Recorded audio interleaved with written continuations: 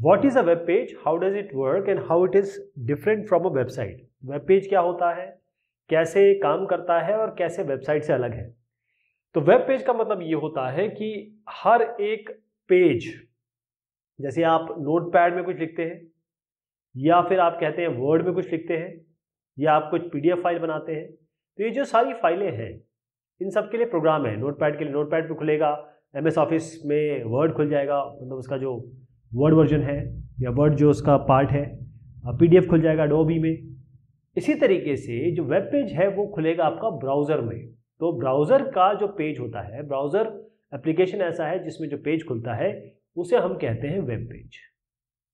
अब वेब नाम क्यों आया इसका, क्योंकि ये एक तरीके से इलेक्ट्रॉनिक पेज है और ये वेब पेज पार्ट है W3 का, यानी कि वर्ल्ड वाइड वेब का। जिस तरीके से एक किताब में पेज होता है उसी तरीके से होता है ये पेज, इसमें कोई अलग चीज़ नहीं होती है। इसमें आप आर्टिकल लिख सकते हैं, इसमें आप पैराग्राफ हो सकता है, इसमें फोटोग्राफ हो, इसमें टेक्स्ट हो, ग्राफिक हो, ऑडियो हो, वीडियो हो, सारी चीज़ें हो सकती है।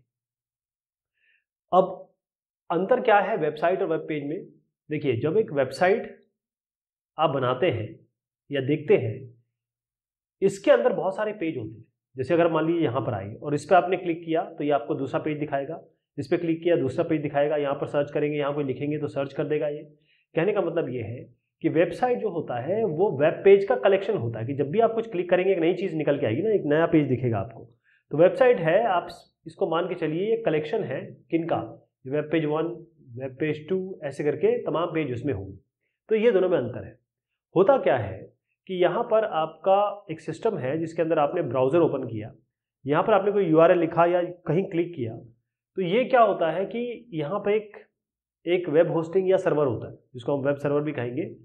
तो वहाँ पर आप ये वेबसाइट रखी होगी उसकी जगह पे, जैसे आप ये करेंगे तो यहाँ पर बीच में डीएनएस वगैरह काम करता है और फिर ये पेज जो यहाँ पर उठ के आएगा तो आप यहाँ पर अपने ब्राउज़र में से देखेंगे। तो वेब पेज लिखा होता है, उसके पीछे ऐसे HTML टैग्स होते हैं, इसमें PHP होती है, जावास्क्रिप्ट होता है, एंगुलर JS होता है, jQuery होती है, तमाम चीज़ें इसमें लग सकती हैं। बहुत बड़ी टेक्नोलॉजी है ये। फिलहाल आप समझ लीजिए वेब पेज एक ऐसा पेज है जो वेब के लिए है, इंटरनेट के लिए है, नेटवर्क के लिए है और वेबसाइट से वो इस तरीके से अलग होता है।